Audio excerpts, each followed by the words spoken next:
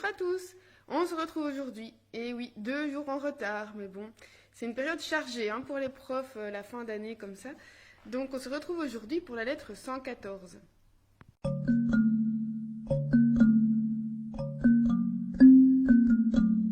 Alors j'avais noté sur Facebook que j'étais en retard parce que j'avais fêté les Saturnales avec mes élèves. Alors évidemment, de façon très modérée, sans banquet ni beuverie, ça bien entendu. Voilà, on avait juste pensé à faire des cadeaux et à s'écrire des vœux en latin. Et là-dessus, on a un peu décoré l'école et pour souhaiter une bonne année à tous nos condisciples et tous nos collègues. Donc voilà, c'était une chouette activité, mais ça prend du temps.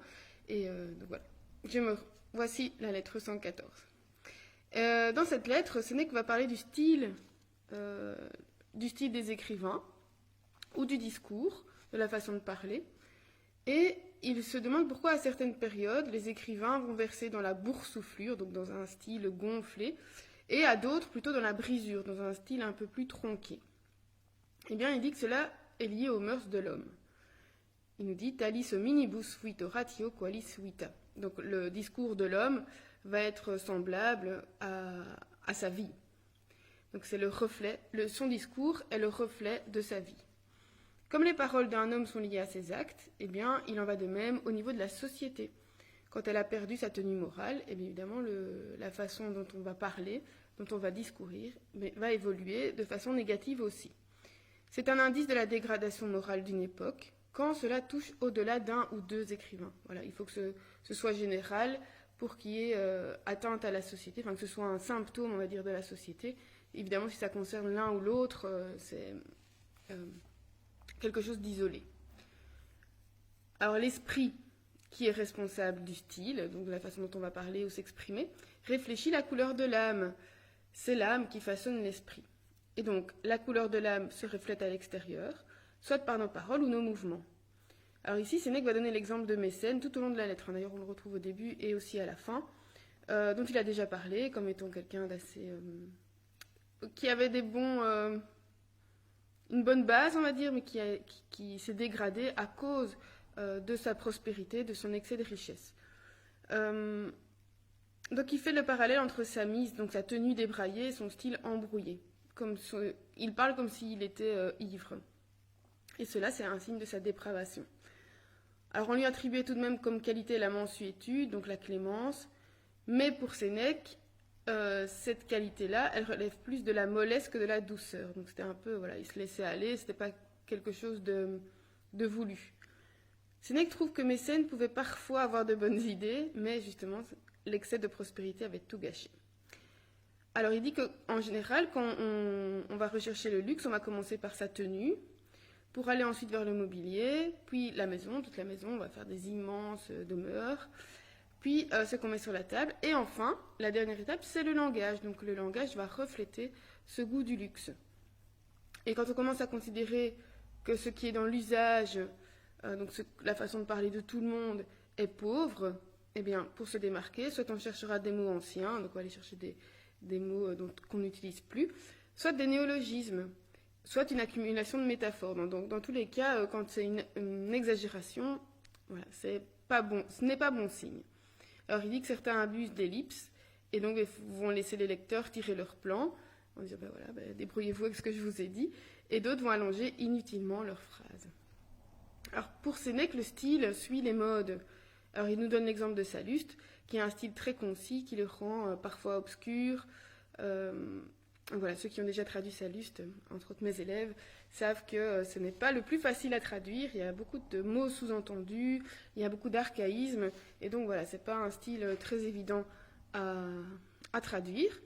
Mais donc Salluste, en fait, il usait, on va dire que c'était raisonnable, mais ce style va être copié avec exagération par un auteur que Sénèque nomme Arruntius. Lui, en fait, il a fait d'un défaut qu'on va retrouver chez Sénèque, il en a fait un modèle.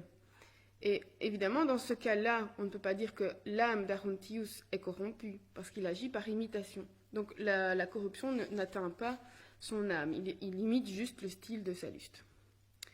En fait, Sénèque vise surtout ceux qui veulent se faire remarquer, comme Mécène, par leurs vêtements excentriques, leur apparence physique, Il parle entre autres de barbe taillée d'une certaine façon. Bon, moi, ça me faisait penser à pas mal de gens qu'on peut voir, en disant Volunt vel reprendi, dum conspici. Ils veulent bien être blâmés, pourvu qu'on les voit. Bon, après, chacun fait ce qu'il veut. L'ivresse du langage est symptôme d'une âme chancelante. Il donne l'exemple de l'ivresse, justement. Donc, quand on boit de l'alcool, la langue ne titube pas avant que l'esprit ne s'incline. Donc, la langue est finalement le dernier symptôme de l'alcoolisation. Donc, il faut donc soigner notre âme, puisque c'est d'elle que proviennent nos pensées, nos paroles, notre tenue, notre aspect extérieur, notre démarche.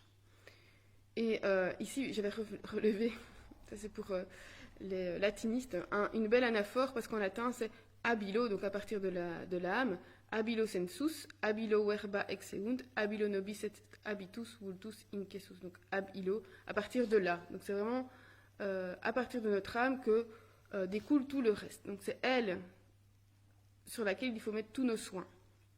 Donc si l'âme est saine, elle va donner au discours robustesse, courage, virilité. Alors ça, j'ai posé une question, j'y reviendrai. Parce que je me posais la question, quand il dit viril, en général, il associe la virilité au courage. Je me posais la question, est-ce que Sénèque est sexiste ou est-ce que c'est un signe de son époque? Donc j'ai posé la question à Hélène sur Facebook. Et elle m'a répondu, j'en reparlerai parce que c'est intéressant. Parce qu'évidemment, il parle souvent des hommes, à des hommes qu'il s'adresse. Mais voilà, il n'est pas interdit de s'approprier en tant que femme les concepts stoïciens. Mais j'y reviendrai. Et donc, si l'âme est saine, pas de problème. Si elle s'effondre, tout va la suivre dans sa ruine, en fait. Et là, il cite Virgile. Rege incolumi mens omnibus una est, amiso rupere fidem. Donc, quand le roi est fort, pour tous, il n'y a qu'un seul esprit. Donc, c'est l'esprit de cohésion autour de ce roi. Et si on le perd, le pacte est rompu. Et Sénèque dit, en fait, dans cette image-là, le roi, c'est notre âme. Si elle est forte et vigoureuse, tout reste dans le bon ordre. On a une espèce de cohésion. Et si elle vacille un peu, tout est mis en doute, tout doute. Et alors, si elle a cédé au plaisir, il n'y a plus que langueur. Alors, l'âme peut être un bon roi quand elle veille au bien des pensées, aux soins du corps, sans lui imposer rien de honteux ni de sordide. Par contre, si elle se montre violente, cupide, sensuelle, elle devient, à la place d'être un bon roi, elle devient un tyran. Et Sénèque nous dit qu'au début, les plaisirs peuvent nous paraître joyeux, nous mettre dans l'allégresse, mais rapidement, ils vont user les forces de l'âme et du corps, et ce jusqu'au dégoût. Alors, pourquoi est-ce que les gens en arrivent à de telles extrémités, à de telles exagérations? Donc là, il ne parle plus du style, il est un peu passé à autre chose pour ramener sur les plaisirs et les désirs. Il dit, en fait, personne ne pense à ces deux choses, ces deux vérités finalement toutes simples. La première, c'est que nous sommes mortels, et la deuxième, c'est que nous sommes un. Donc, en nous ne sommes qu'une seule personne. Alors il dit, pense, alors évidemment à l'époque, pense à tout ce qui est fait dans les cuisines, par les esclaves, dans les champs, le nombre de bouteilles de vin qu'il y a dans ta cave, donc tout ce qui est mis en œuvre finalement pour un seul estomac, ton estomac, qui toi, tu n'es qu'une personne, et qui peut à peine finalement avaler tout ce qui lui sera proposé. Donc il dit, nous serons de bon sens, et nous convoiterons des choses plus modestes, si nous prenons conscience que nous ne sommes qu'une seule personne, et que nous n'avons qu'un estomac, et qu'il est de volume limité. Donc évidemment, on aura des envies beaucoup plus modérées. Et surtout, par rapport au fait que nous sommes mortels, surtout quand nous prendrons conscience du peu de temps que nous avons à vivre, et encore, c'est incertain, on ne sait jamais quand la mort va se pointer. Mais il dit donc, quoi que tu fasses, regarde vers la mort. Et donc, dans ce cas-là, on aura de toute façon une conduite plus modérée. Ça, c'est la version stoïcienne. Il y a une autre version, évidemment, parce que, en disant, ben voilà, comme la mort peut arriver à tout moment, profitons-en à fond. Voilà. Mais ce n'est pas la version de Sénèque.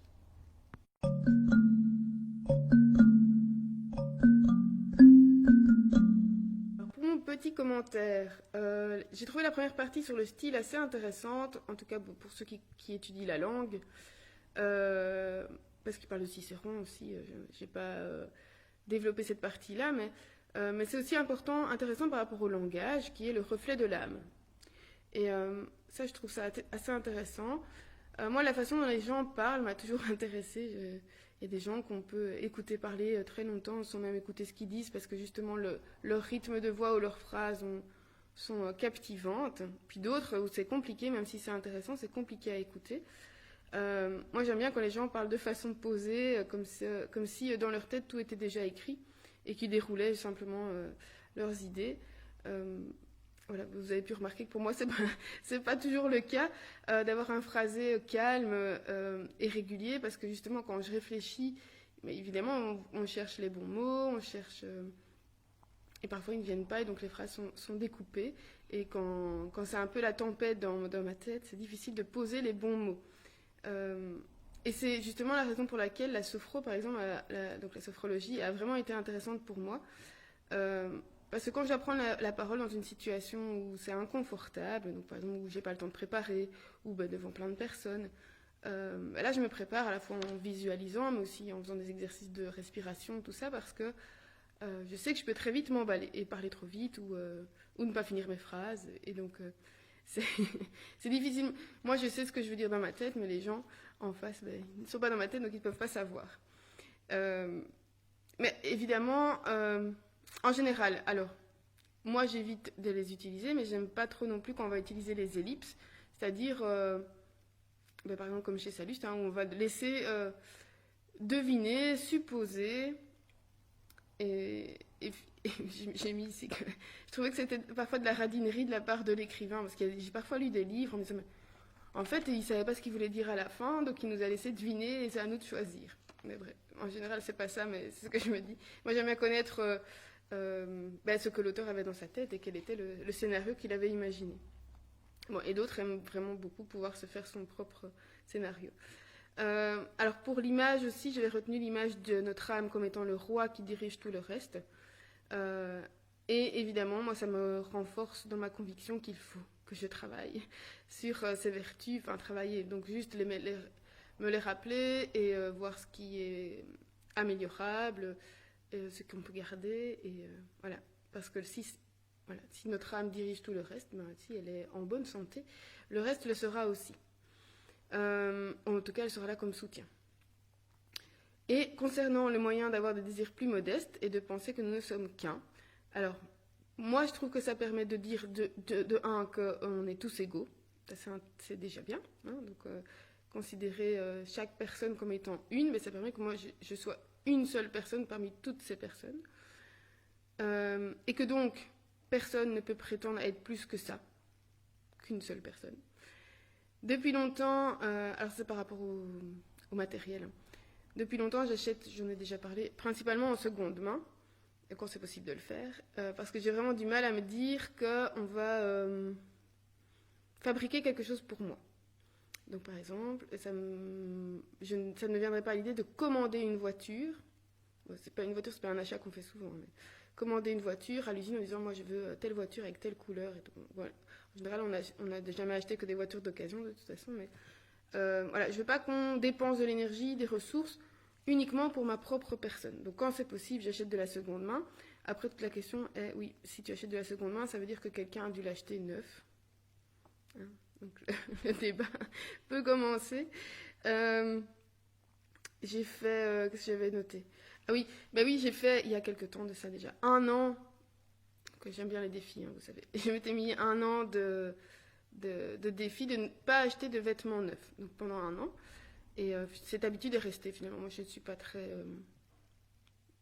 voilà. La mode ne m'intéresse pas beaucoup. Ou alors c'est bien parce qu'ici, la mode des années 80 revient, donc on peut ressortir des vieux vêtements. Et je suis très très peu dépensière, donc ça c'est parfait. Finalement, je pense que j'achète plus en livres qu'en vêtements.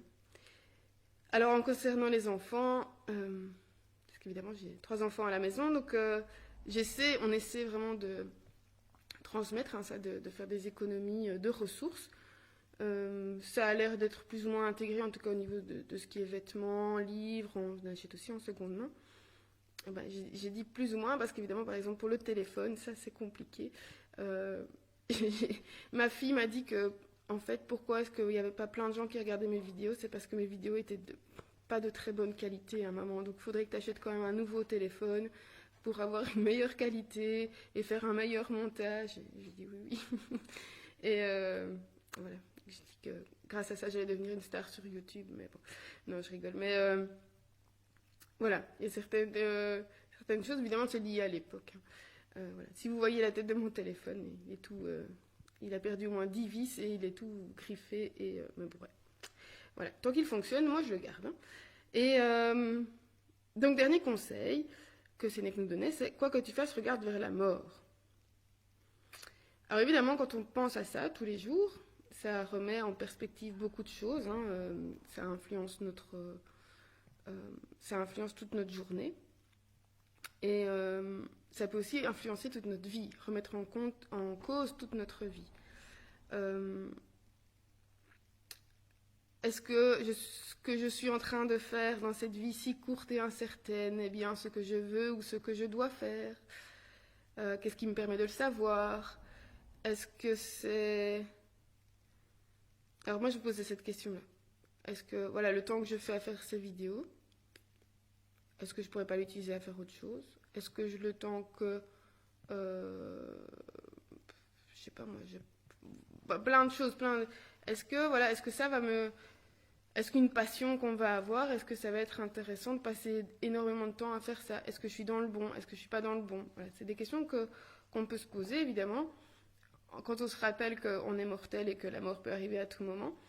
Et moi, je me pose la question, est-ce que c'est justement quand on a des moments où on se sent vraiment à sa place, qu'on se sent utile à soi, aux autres, est-ce que c'est ça, finalement, faire quelque chose de bien de sa vie? Voilà. J'ai l'impression que c'est ça pour le moment. Et si c'est ça, j'ai eu pas mal de moments ces derniers temps, ces derniers jours, là où justement je me sentais bien, je me sentais à ma place, j'avais l'impression de faire des choses pour lesquelles j'étais douée. Et donc je continue à les faire.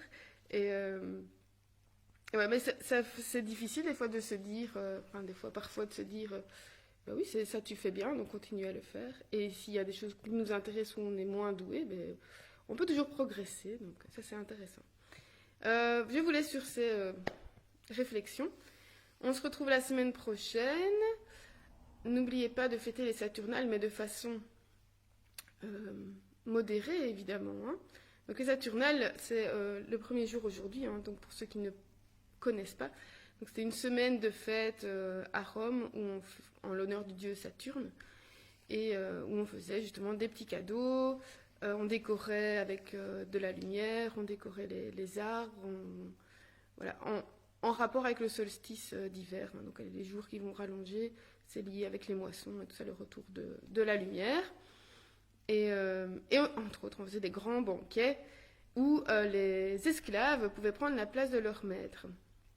Et où les maîtres, au lieu de porter leur toge, mettaient une tunique simple. Et on les remarquait parce qu'ils avaient un pileus, donc qui est un chapeau un peu pointu, comme Robin des Bois, et on les reconnaissait grâce à ça. Et donc l'ordre social était un peu inversé. Et donc évidemment, aujourd'hui, on ne peut pas faire de grands banquets, on en fasse tout seul, avec sa famille. Et donc l'idée du chapeau aussi, ça peut avoir donné naissance au chapeau de Père Noël et tout ça. Donc il y a des liens entre toutes ces fêtes de fin d'année. Donc voilà, il y a plein de choses si ça vous intéresse, plein de choses sur YouTube par rapport au Saturnal qui a l'air d'être une chouette fête, en tout cas si on était du bon côté. Alors, à la semaine prochaine, portez-vous bien et bon l'été.